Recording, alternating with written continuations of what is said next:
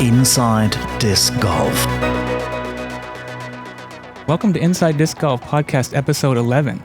Today I have a very special guest. She's a two-time European Pro Tour event champion and a two-time British champion, representing Prodigy Disc from the UK, Rachel Turton. Hi, how are you? Very good, very good. How are you? Yeah, very well also, thank you. Quite tired. It's been the end of a long week. I got back on Monday morning and went straight to work. So, as always, been super busy, but it's really great to be able to find time to catch up with you. Well, thanks so much for finding time and for coming on the show. You were one of the first people we thought when we started the podcast it would be a really great guest. And so now it's really great to get you on, especially fresh after that European Pro Tour All-Stars victory. Thank you. Yeah, what an exciting weekend. It was absolutely fantastic, and I'm sure we'll get into it more, yeah. Yeah, for sure. But before we get to that, let's go back to the beginning. Like, can you just tell us a little bit about yourself, like where you grew up and then how you discovered Frisbees and disc sports? Yeah, of course. So I'm Rachel. I'm from the UK. I was born near Liverpool, in Liverpool, but lived near Liverpool for a long period of time. And I first discovered a disc just before I went to university when I was at college. My PE teachers were fantastic, and I owe so much to them. They introduced me to Ultimate Frisbee, and we played around and we had loads of fun, and there were no real rules, and we just really enjoyed ourselves. So when I went to university, I found the Ultimate Club and said, yeah, I've played this before, I know what I'm doing. And it turned out there were lots of rules and I didn't know what I was doing, but it was so much fun as well. And I loved the flight of the disc. I loved seeing how it flew and just being able to manipulate it and see the different things that it could do. And I was really fascinated by that. So I played Ultimate it started in 2013 and played ever since then, really, up until now. So what's that, 8-9 years now, which is quite a long time when you stay and think about it, really, isn't it? And I'm kind of grateful for COVID. I'm one of them lucky people who started during the pandemic because I wasn't allowed to train with my team and my friends. So I was fortunate enough that I live in St Andrews at the minute. I work at the university there, and we have a course on the university grounds, which is super cool to be able to live just a couple of minutes away from a course. It's quite basic. It's only 9 holes on the flats, not very many trees or interesting features, but it's fantastic to be able to live and work so close to a course. So yeah, I started playing disc golf in the pandemic. So 2020, I believe, was the first time I got real serious about competing. And yeah, I loved the way the disc flew and just getting to try out all the different discs and seeing how differently they flew and trying to be able to master the flights of them. And yeah, it was addictive. Wow, that's really really amazing that you've only been playing for a couple of years and you're already the undisputed best FPO player in the British Isles and one of the top. I would put you in the top 5 firmly European players. And that's very kind. Yeah, it feels like you're just only on the way up. So I mean, it's very very impressive that you've achieved so much in such a short time and. We're really, really happy to have you in the community. And thanks. Yeah, I mean, I have been throwing a disc for quite a long time. Coming up to nearly 10 years now. But yeah, the flight path is quite different between an Ultimate disc and a disc golf disc. But the fundamental skills are pretty similar. So I've had a pretty good background to be able to transfer them skills that I learned from Ultimate into disc golf, which is good. And yeah, I think that my competitive drive and edge definitely comes from playing the sports that I did all through childhood all the way to now. I think that's definitely helped to give me that real competitive edge to it. Okay, what sports were you doing growing up?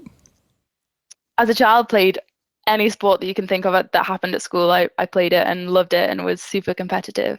And then from the age of 11 till about 18, I swum quite competitively to a regional national level, which was really exciting as well. So I guess I'm used to individual sports as well as team sports. But yeah, I really enjoyed team sports for the feel and the family and having people by your side. So that was quite an interesting transition going to disc golf and not necessarily being able to travel with teammates and have people to bounce off and have people to pick you up if things aren't quite going your way. So yeah, that mental switch has been quite a tough one, and that's one that I'm definitely going to continue working on in the off season.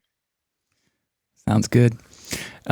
So you're also a professional Ultimate player, right? Can you tell us a little bit about that Yeah, I experience? mean, Ultimate is definitely less professional than disc golf. I've played for the national team since 2015, I believe was my first under 23 World Championships. So I've played in, I believe, 4 World Championships and 4 European Championships, and I've won a European gold medal and a European bronze medal. So I've played quite competitively with that as well.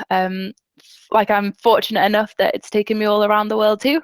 I've played all across Europe. I've played in Australia in their semi-professional mixed league. I've played 2 World Championships out in the US, so I'm very well traveled in Ultimate as well. I've been very fortunate that life has afforded me to be able to travel over the world and play the sports that I love. I'm very fortunate. Yeah, it's a really fun thing to do, and congratulations on all that success in Ultimate. And I owe it to my teammates as well and everything. I've played on some fantastic teams and met some incredible people doing it. nice. And is it correct that you're going to be spending more time next season dedicating your time to disc golf? That is absolutely correct. Yeah, I made the decision to not trial for any of the GB teams or the club team that I've played for the past 5 seasons. So my focus can be disc golf, and I think that's really exciting because this year I played both, and I think I was looking through my season recently, and I think I played 15 weekends of Ultimate and 20 weekends of disc golf, and that's a lot. It's a But real lot. It's a big time commitment. It's a big like mental energy commitment. It's a lot of money, and I'd like to just be able to focus on one and just be able to excel at it rather than to feel like maybe dim myself down and have to try and work on both and focus on both things and switch between the two. And I think that, well, I would like to try and be the best player I can be, obviously. And so I think to be able to do that, I'd like to focus on disc golf for the next upcoming season. it sounds great. And See where it takes me. yeah. Best of luck with that journey, and we'll be excited to follow along next year when you're fully committed to the game. Even this year already, it felt like you were, just one of the main superstars of disc golf stream. Every time you showed up to an event, you were competing for the win, and just really, really, impressive stuff to see for That's very kind, yeah. for the first like I guess you were at the European Championships last year, right? And Yeah, that's correct. So that was within my first. I just played for coming up to a year then. And I came 10th, took last cash, which was super exciting. I went there with absolutely no expectation at all. And getting to play against some of the world's best players there was really incredible. I played with Henna on the feature card in the first round. So that was my first experience of being filmed playing disc golf, which was super exciting, but also extremely nerve-wracking. sure. And yeah, I guess it was kind of fun to go in with no pressure, really. But I really enjoyed the course. I feel like it played to my game quite well. And I would love to be able to compete there again next year. So I'm looking forward to hopefully trying to make that happen. Yeah, that's something to look forward to. And then this season really started off with a bang. I guess Copenhagen was your first event, or well, first international. I think Copenhagen, was maybe my second event. I think I started my season in January in the UK, played a couple of local events, and then off to Copenhagen, to start the European Pro Tour. And that was another incredible experience. I feel like the European Pro Tour is just such a display of professionalism of what our sport is all about, really. And I think that it does such a fantastic job within Europe to promote the best athletes and to put on the best show that you possibly can. I was really happy to be a part of the event, was really excited to be heading out to Copenhagen, and then just managed to play a really consistent game for 3 rounds, and that earned me the win against some incredible players, which I was really happy about.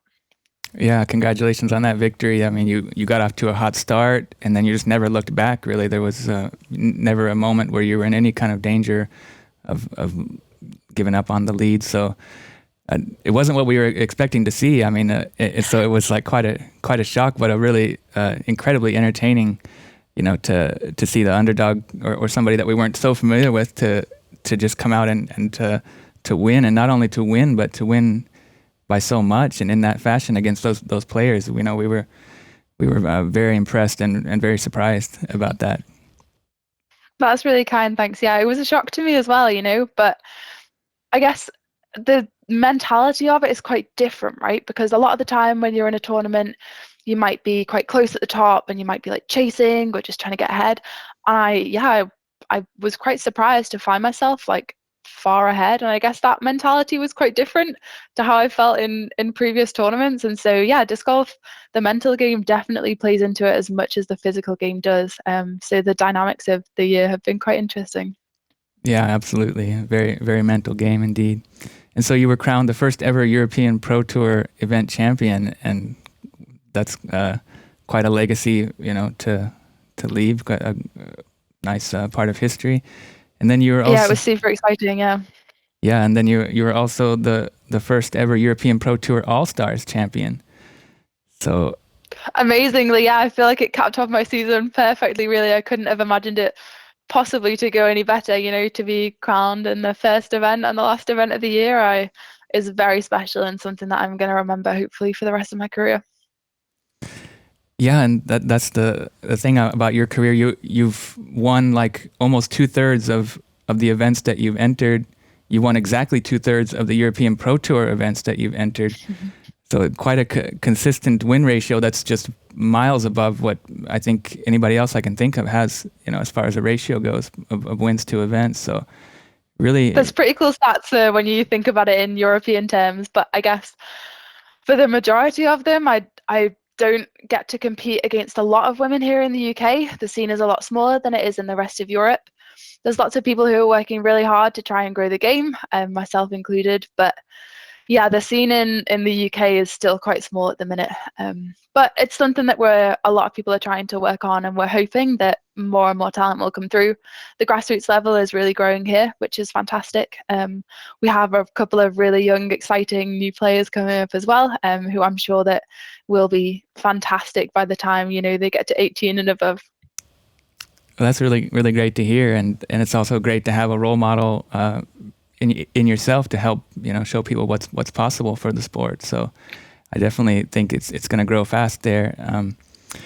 And I guess also there's quite a lot of representation within PDGA Europe. There's two elected officials, including the president, Will Woodward, and Zoe Winfield as well. And she's also doing a lot of efforts to grow the sport within the UK and I guess worldwide as well. So. Yeah, certainly. Yeah, I know it's really exciting to be represented like that. And what players are you talking about? Like, can you give some names of Yeah, of players course. to look out for the future? So I live in Scotland at the minute, and two or three young female players have been coming to most of the tournaments this year. They're really enjoying the game. They're coming to watch the FPO cards come and play, and they want to learn and they want to speak out, which is just fantastic. Yeah, Tandala McRae and Jessica Clegg. Tandala, I believe, received a sponsorship package. She won a draw online from Sarah Sinclair, who's also Prodigy sponsored. So shout out to my teammate who did a fantastic giveaway for a young junior female player. And yeah, she won that and has been supported by her and I believe like maybe mentored. So got given some discs and some advice, which is fantastic. The things that people are doing to grow the game, it is wonderful and it really inspires them. So I hope that they continue to just enjoy themselves and enjoy the amazing things that they'll get to do with the sport. Sounds good. Yeah. And on the MPO side, I guess we don't know a whole lot about them, but the one name that stood out, I guess, from the British champion Joe O'Brien, but he didn't show up to Spain, or what? Do you know what? Yeah, I don't know what he was on the list, and I'm still not sure why we didn't see him either. But yeah, there's definitely lots of actually really exciting players in the UK. Joe, yeah, seems in his past few tournaments like he has been a cut above the rest, and all credit goes out to him. He works very hard. He's still very young and could be right up there if he wanted to. He came over to Sula, I believe. I could be wrong. I think it was Sula, where there was a couple of British players over there, which was fantastic to see as well. Another of my teammates from the UK, Matt Parslow, he came out to the EPTX in Mijas as well the weekend before I was there, so that was fantastic to see. And yeah, I think there were a couple of other people out for the EPTX at Mihas too. Another name is Noah Smithson, another young player around 18, 19 maybe from the UK, yeah, who's getting his name out there. He came over to Copenhagen, and yeah, he's had some really good showings in the UK too. And I'm sure that, the more experience that we get in Europe and abroad, I think will just really help to yeah, like broaden everyone's minds really. I feel like in the UK in the past maybe few years there haven't been all that many players who would go and play in Europe and in the US. Previously, we've had some incredible players go out and represent. Derek Robbins, I believe, is in the Hall of Fame. He's a UK player, made his own course, inspires people to this day, even though he's in his 60s and 50s maybe now. So yeah, we do have a lot of fantastic role models who have been there and have kind of paved the way for us. But it is really exciting that there's lots of young players coming through who want to go and who want to travel and try their best and just get better. Yeah, definitely some familiar names and a lot of bright talent coming up, and very exciting to hear that it's growing, and really looking forward to see where it ends up in the future. Yeah, me too. I hope that lots of us will go and travel for the next season as well. It would be nice to have more people to travel with and do tournaments with that I know from the UK. For sure. And so tell us a little bit about how you got sponsored by Prodigy, when that came about and how. Yeah, of course. So I'm also sponsored by a UK retailer, Ace Disc Golf, who have really good relationships with a lot of different manufacturers. And they put me in touch originally, had a really nice call with the Prodigy Europe representatives, and they were super positive. And yeah, just seemed like such an exciting opportunity for a UK player to be sponsored by a manufacturer. So yeah, Prodigy sponsored myself and another of my Ace Disc Golf teammates, Jamie Matthews, and we were on their ambassador sponsorship for the first year. So I believe that was 2021. And that runs until the end of this year, and then hopefully I'll be having some exciting conversations with them soon. That sounds great. So yeah, I'm super excited to be part of their team. They've supported me fantastically, and just with the European Pro Tour, just show me what the world of disc golf is, and help me to get there and supported me through it. And yeah, it's fantastic to be with such a wonderful manufacturer. That's great to hear. Yeah, they're a main partner of ours that we're really appreciative of all their support, and they do a ton to grow the sport. And they're actually, I believe, the number one retailer in Europe according to Power Grip statistics for sales, anyway, which is the number one retailer. So hard. Yeah, it's brilliant. Yeah, I got to meet them in person in Copenhagen for the first time. They were there at the event, and they came and watched me, and came and followed me around for my rounds, and were just super excited that I was out there and representing. And yeah, they're such positive forces. It was brilliant. Yeah, and they really did great to get you on the team. You're actually the highest rated player sponsored by Prodigy. I guess Heather Young she's kind of inactive, I suppose, but she may be slightly rated above you. But I'd say you're by far the most successful Prodigy FPO player. So you definitely have some I guess negotiating power, and I hope that you guys can come to an agreement. I'm sure they'll be very willing to support you much further even. So. Yeah, I'm really excited for the future. Indeed. Okay, let's talk a little bit about the All-Stars event, some more nitty-gritty details about that. It was a really, really exciting event for so many reasons, and I guess just tell us a little bit about it from your point of view. Yeah, well, I was so happy to be there in the first place. Scotland has been rainy and cold, and I guess for a lot of the competitors who were there coming from even more northern countries, yeah, it's very cold at the minute, and it was lovely to be able to escape to Spain for the weekend. I didn't have all that much time off work, unfortunately, so I arrived on the Tuesday night at about 11 p.m. My incredible dad came over. He flew over from a different airport and met me at the airport, and he came to Cali for me for the weekend, which was lovely to be able to get to spend some time with my family out there too. So yeah, I had one practice day. Definitely would have liked to have had more, but managed to play 2 rounds on that day. So it's quite a long, quite a tiring day. But the course was fantastic. Yeah, I was super excited to be out playing it. Some really long holes, which I felt like played quite well to my game. It was quite open. I definitely would like to have been able to throw maybe 10 meters more.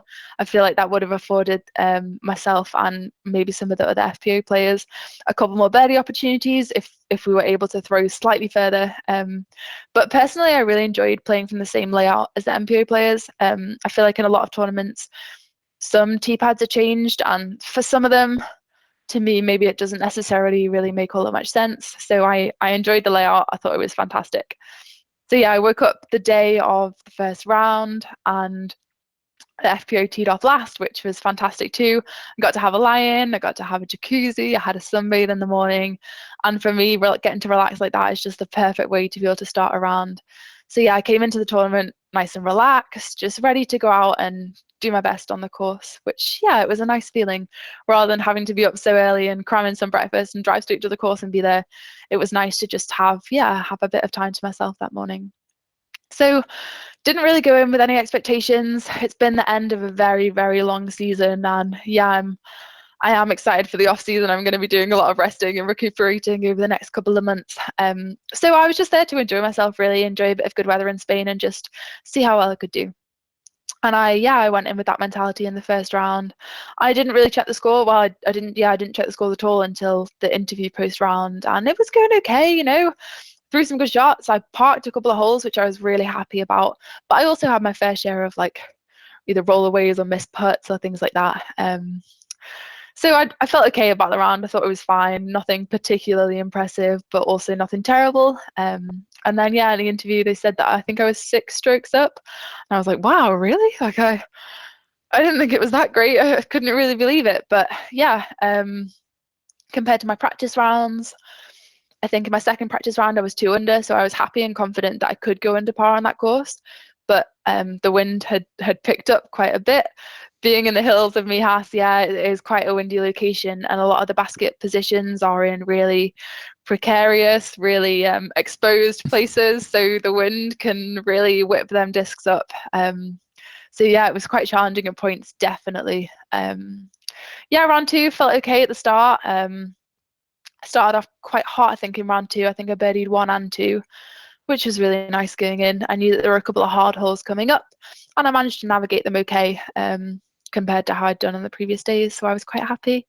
And yeah, by hole 12, I think I was doing really well. I was confident, I was feeling good, but then I just hit quite a rough patch and just couldn't really seem to string things together, which, yeah, like I guess knocked me a little bit, knocked my confidence a bit, and I didn't finish the round very strongly. So I knew that on the final day I had to come out and I had to just play my own game and not let that get in my head. And yeah, I think I did a pretty good job of it.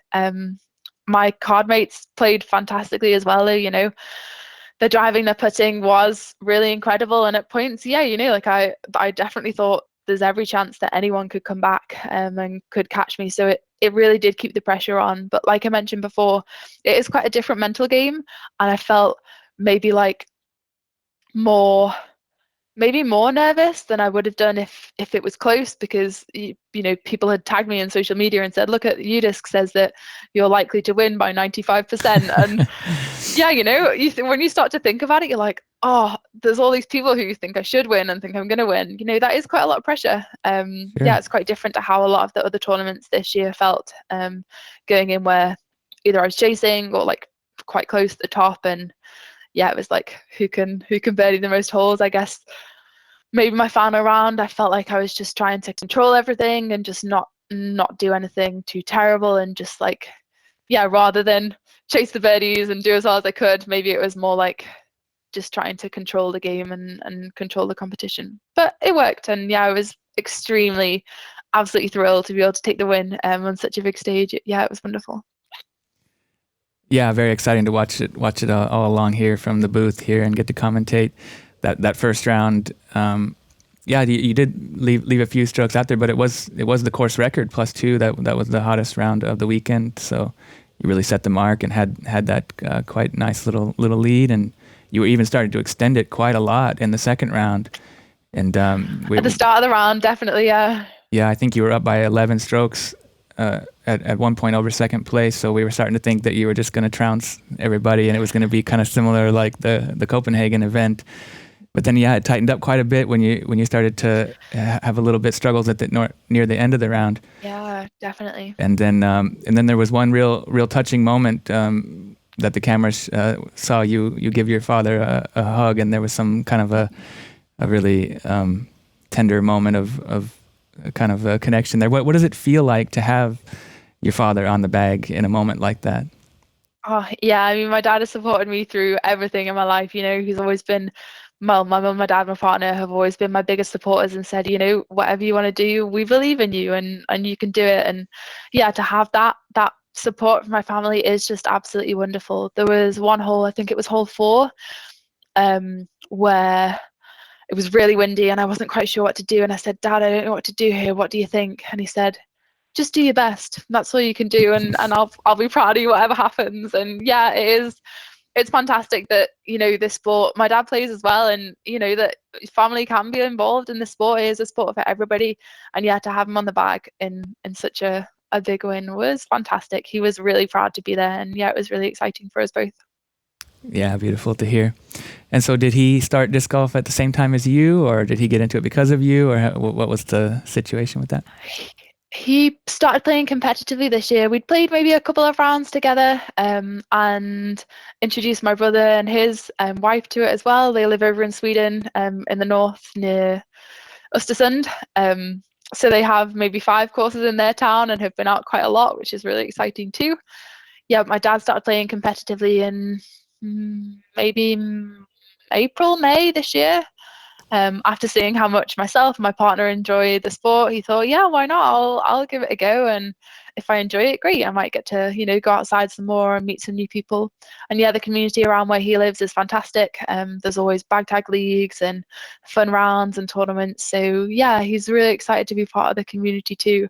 And he took down the MA65 division at British Nationals as well. So yeah, we had two national champions in the house. So wonderful to hear, and congratulations to you both for those titles. And I guess Thank you. yeah, what does it feel like to be the best at something so cool as disc golf in the British Isles? What does that feel like? It is amazing, right? Like never thought that coming into the sport during the pandemic, like I never really imagined that it would be something that I would excel at. I mean, I guess I love watching the disc fly and I love throwing the disc, but yeah, when I first started to play, I didn't imagine that I would be also traveling the world, going to play and, being a British champion. I think that's absolutely fantastic. And I think it's testament to like my hard work, but it's also because, I had them skills from playing Ultimate for years. I think that has definitely helped me.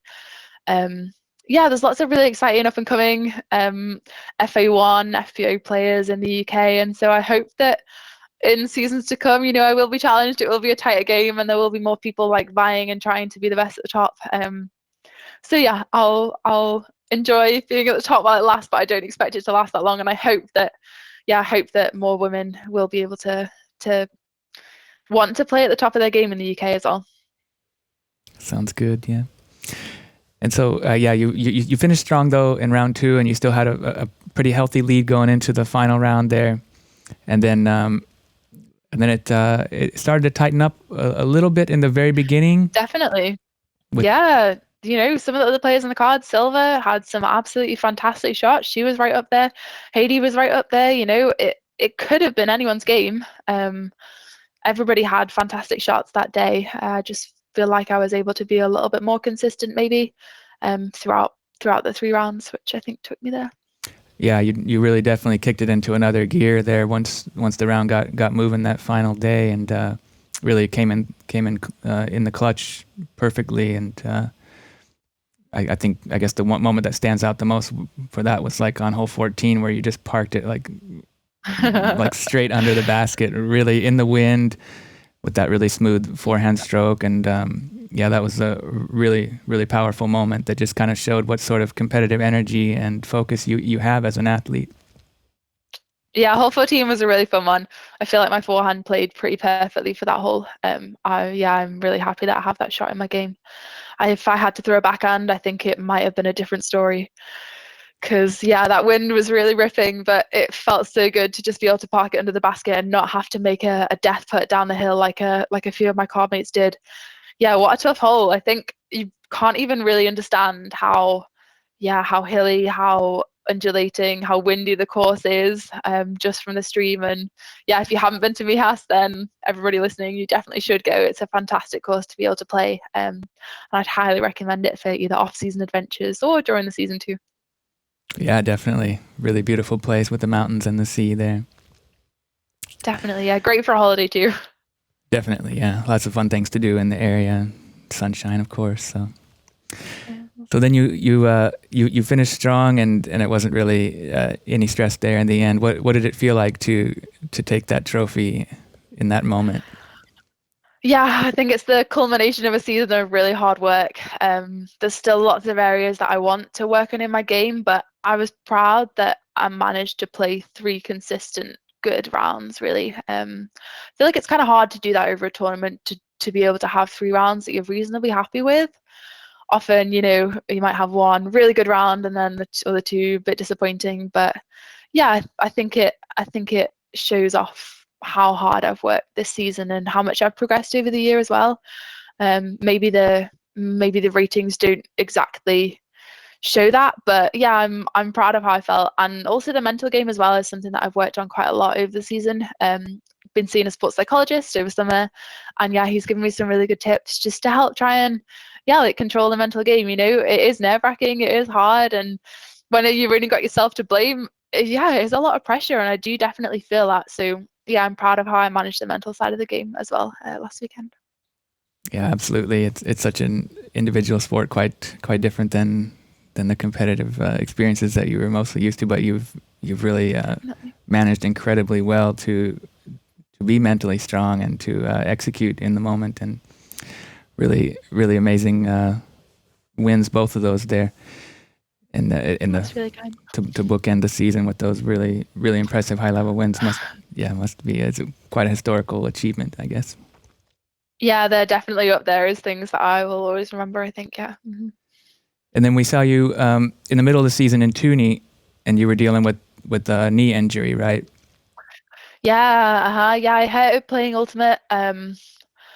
I don't really know how bad it was. I didn't have a lot of time to see a physio. I worked full time, and pretty much every weekend I've been away. So I got to see one physio, and he said, "Yeah, you probably torn your meniscus. I just take a few months off." And I said, "Okay, how do you feel about me going to play 10 disc golf tournaments in a row?" And he was like, "Oh, what's disc golf?" And I was like, "Well, so this is what you do." And he was like, "Oh, yeah, that seems like quite a lot of stress on the knee, really, doesn't it?" And I was like, yeah.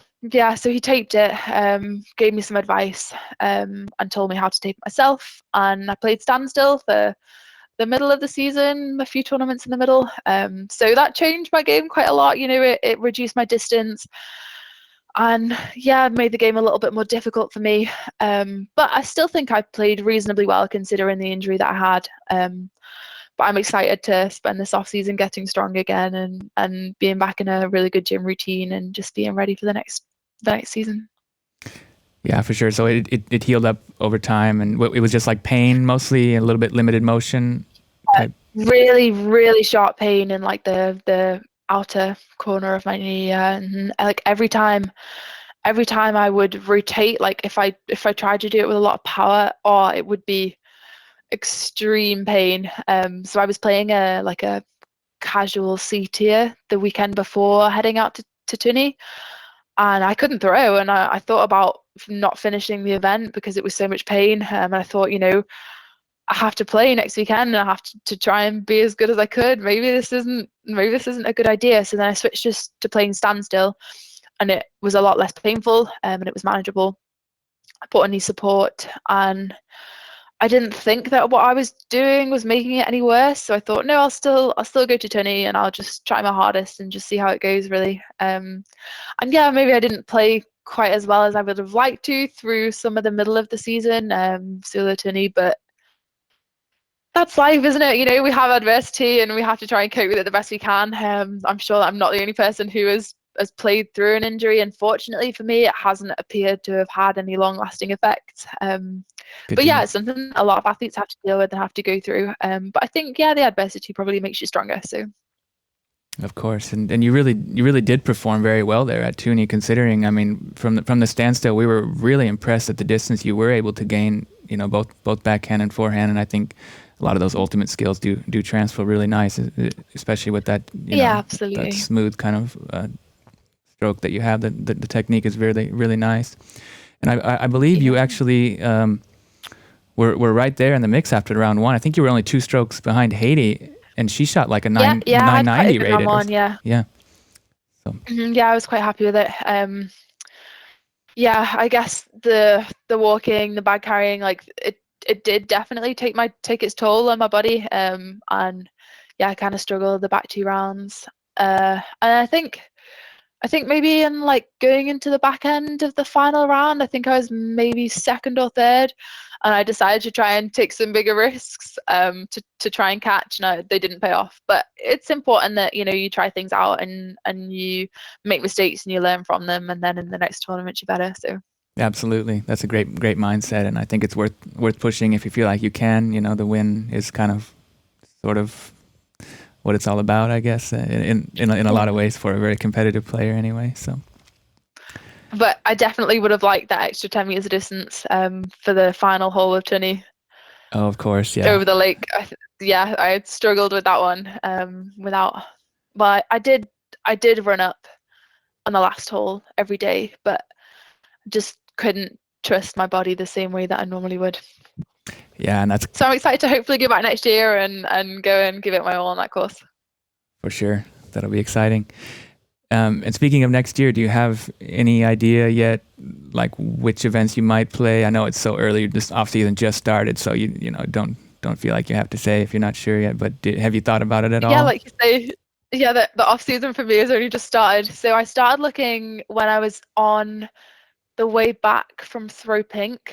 Started looking at a few of the calendars, comparing things, and yeah, there's definitely a few events or courses or areas of the US that I would like to get over to. Yeah, I'd love to play Vegas, warm in March. That'd be the dream, right? For sure. And yeah, there's definitely parts of the US tour that I'd like to be able to go over for. I've made 1 trip over there to play disc golf so far for Throw Pink, and that was fantastic. It opened up a whole new world of possibilities, and yeah, I'd definitely like to go and play some of the Disc Golf Pro Tour events over there next season, but haven't really made any concrete plans yet. In an ideal world, maybe I'd go out near the start of the season and then come back and play some European events and then head back over to the US. But yeah, it all depends on my work allowing me to do that. I work a full-time job, so yeah, we'll have to see what the script is for next year. But yeah, I'd like to be able to play more of the European Pro Tour events as well. Made it to 3 of them this year, but yeah, I'd like to go to a couple more. I'd love to be able to play. I'd love to play Java. I'd love to play Estonian Open. The Disc Golf Pro Tour. I'd love to play European Open as well. I'd love to get back to PCS. I've played Krakow when I've been through Norway, and that's a fantastic course. I'd love to be able to play the event that's going to be there. Yeah, there's a lot of really exciting courses that I haven't been to yet that I would love to be able to play. So I'm excited for the season, and yeah, we'll just see how it shapes up. Yeah, very, very exciting to see how it goes. Jarva, legendary place, of course. I hope you can make it there. Estonian Open venue was really incredible as well. I mean, such a beautiful place. And then I think you would fare really well over on the Disc Golf Pro Tour in the States as well. Once you get used to the different conditions and the experience of being on tour over there, I think you could really compete at the top level. So it would be exciting. That's very kind, yeah. To also see you over there. It was brilliant to be able to go and speak to people who were on the tour. When I was at Throw Pink, I had a lot of really good conversations with, Kona, Maria Oliva, lots of other different people as well. So yeah, it was cool to get an insight into their life and get their experiences and like hear the good parts and hear the bad parts, and yeah, to be able to get an understanding and an idea of what it might be like to go out there and do at least a part of the tour. Yeah, so it's definitely something that I would like to do in the future. We'll see. Yeah, so it was a really valuable experience to go for the throw pink. You got to meet a lot of the American players and see a little bit what it's like. Is there anything else you can tell us about that trip? It was such a fantastic experience. Yeah, it was the first time that I'd gone over to the US to play disc golf. Definitely didn't do as well as I would have liked to. I was in quite a stressful period of life where I just had an offer confirmed on a house the week before, and then was moving in a couple of weeks after throw pink. So yeah, I had a lot of the life things going on during that time. But to be able to get out there still and go and play was fantastic. Yeah, it was such a wonderful experience. And to learn a bit more about the courses in the US as well. I guess that Mijas compares quite well to them, with having extremely long par threes and like having, I guess, less opportunities than I would be used to birdie, just because of the distance that it takes to be able to try and birdie the longer par threes. But yeah, it gave me a much better understanding of what it would be like to be able to tour. And I got to play a couple of other courses while I was over there too.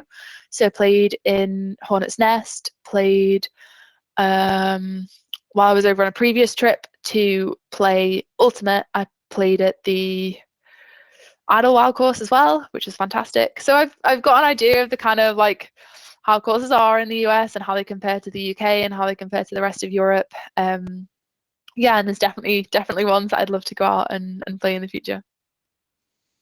Yeah, well, congratulations on becoming a homeowner, and I guess I think that's not uncommon at all for the first trip over to the States to have some struggles and to not be able to perform at your best. I think that's like pretty much like the normal experience that most players have. It's a little bit of a different world there with the climate, and it can be maybe a little bit overwhelming with all everything's done on like a little bit different level. It's been going on for so much longer, and even the humidity and the conditions can take some time to adjust, I guess, and the time difference and everything. It's a big trip to make.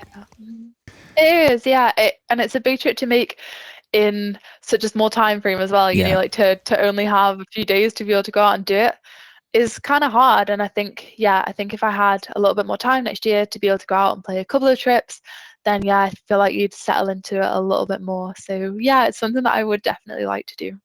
But I was amazed at how kind and how helpful and how welcoming all of the players on tour were. They said it's fantastic to have so many European players over, and they were really excited and really genuinely hoped that we would be back next year. So yeah, it was great. That's great that you had such a warm welcome there and a nice experience. Yeah. And I guess, yeah, maybe the courses are a bit longer. It's a little bit more about course management than it is about attacking, I guess. And so it's good that you're able to sort of see the differences. And I guess that the tours kind of fit together pretty nicely in the sense that it's much warmer weather there in the south. The Texas swing is like pretty much the whole month of March, right? There are three main events in March, and of course Vegas before that. Yeah, it would be great to go out for that. Yeah. Mm-hmm. And then it moves to the southeast where it's also really nice weather, even in the late winter and early spring. And then we don't get our season started really until I guess pretty much early May this year. So there's plenty of time. Yeah, going out for the first, I guess, month or two of the Disc Golf Pro Tour could be really good. It could work out quite well. Quite exciting. I guess it's just hard to get that much time off of work, and because you can't. It's not like just sneaking off for the weekend when you go all the way across the Atlantic, is it? No, you're right. That is true. Yeah. Mm-hmm. So we'll have some conversations and we'll see what comes of it. Well, good luck with all the negotiations and everything, and I hope that we'll get to see you over there in the spring of next year for sure. Me too. Yeah, we'll see. Yeah, and I guess you got second place at Sula, right? That was pretty. You were pretty close. I guess right there. I got just a couple of strokes. What was that experience like? Yeah, it was fantastic. Anakin is such a wonderful player, and it was great to be able to play a couple of tournaments with and against her this year. Yeah, she's fantastic, and I'd love to see her more on the European Pro Tour next year as well. Yeah, she's a wonderful player, wonderful competitor, and a great person as well. And yeah, it was really fun to be able to battle. She played extremely well. She's I think, won the tournament before, so maybe has a little bit more of experience.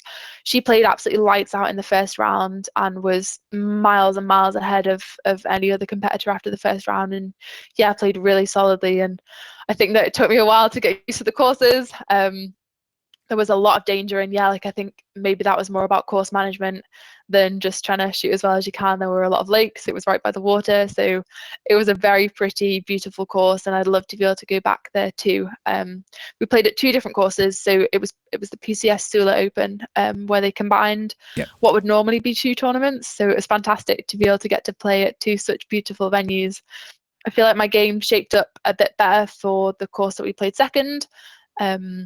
And yeah, I'd like to be able to improve upon my first set of scores in the first course next year, maybe if I'm able to go back there. Yeah, I'd definitely like to go back. It was an absolutely beautiful area, and I had some teammates there as well. So we drove together, we stayed together, and it was a really nice team feel, which was really cool. Yeah, really, really beautiful images from the coverage there. I would really like to check it out as well sometime. And you gave her a really good run for her money on her home turf. You know, we've seen Anakin, and she's a really high level player, awesome putter, especially from C2, and throws really well. You know, forehand and backhand, really, really well balanced player. So being able to keep up with her in her home country there is a very impressive result as well, I think.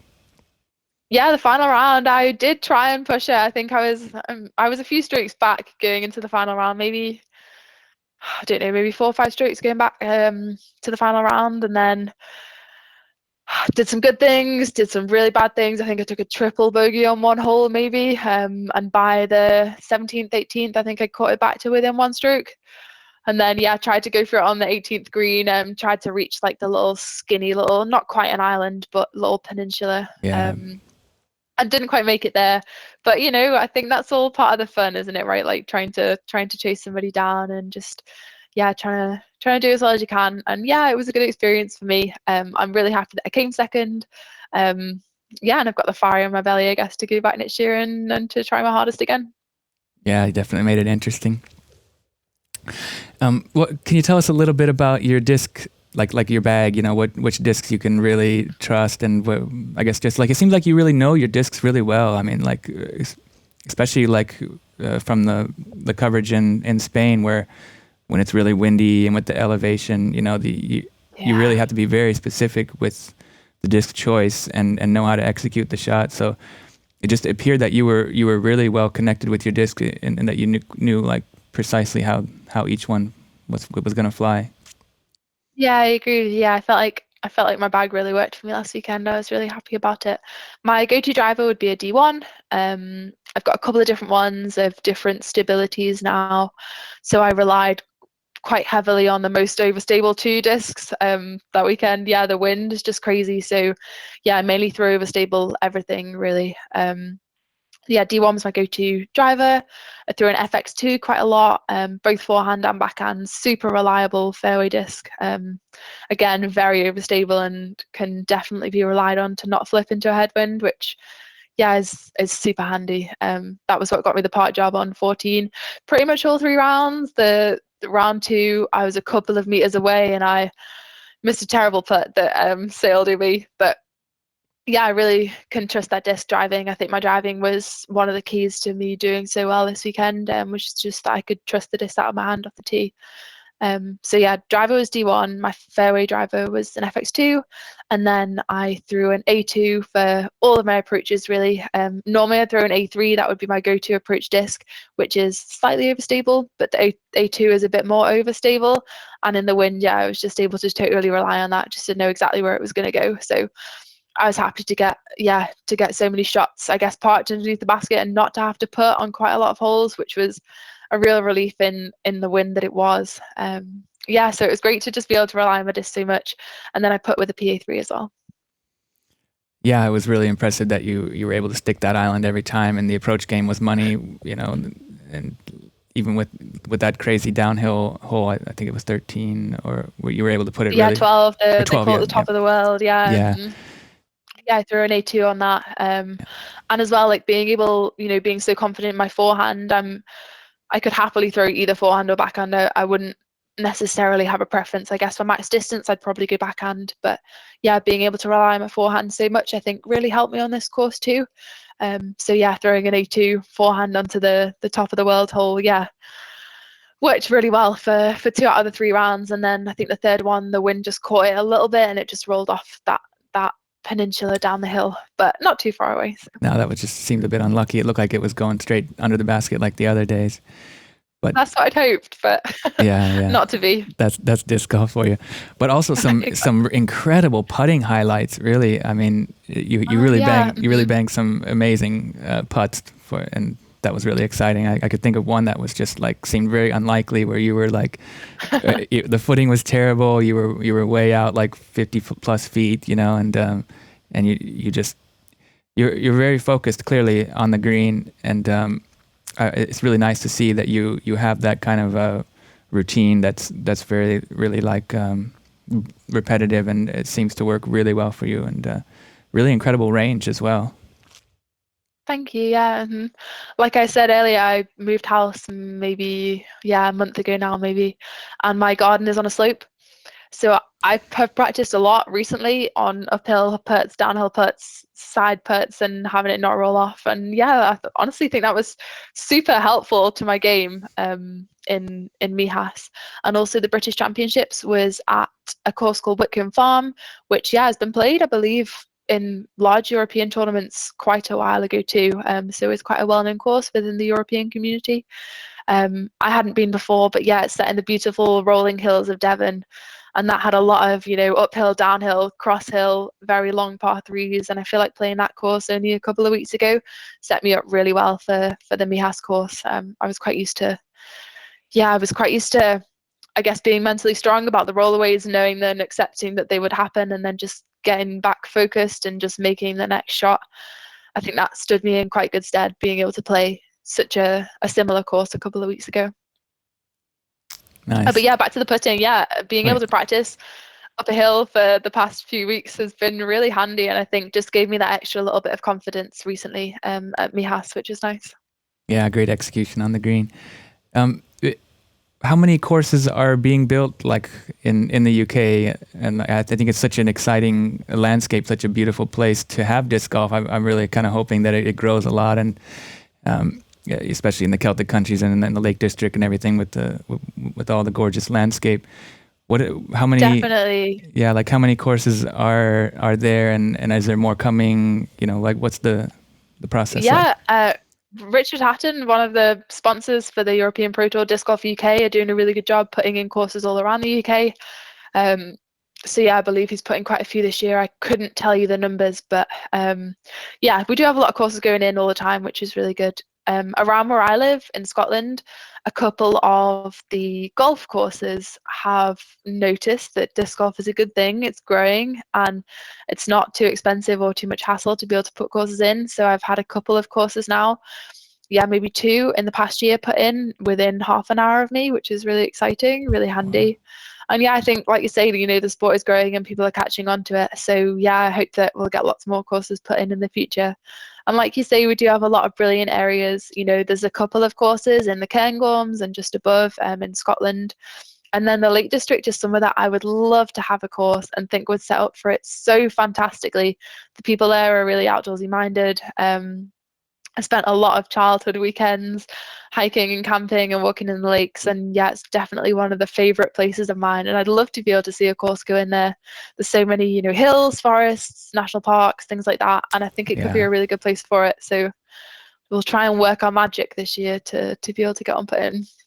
Yeah, and I could think like how nice it would be to have some great courses like in Snowdonia in North Wales and Brecon Beacons in the south there as well. And I guess the forest is just it's so different and so unique and kind of magical. And it would be really cool to have a lot more courses in the UK. So I'm really hoping the development comes along quite quickly and the sport grows. And I think it'd be really exciting to have a European Pro Tour event there someday in the hopefully not too distant future. Yeah, me too.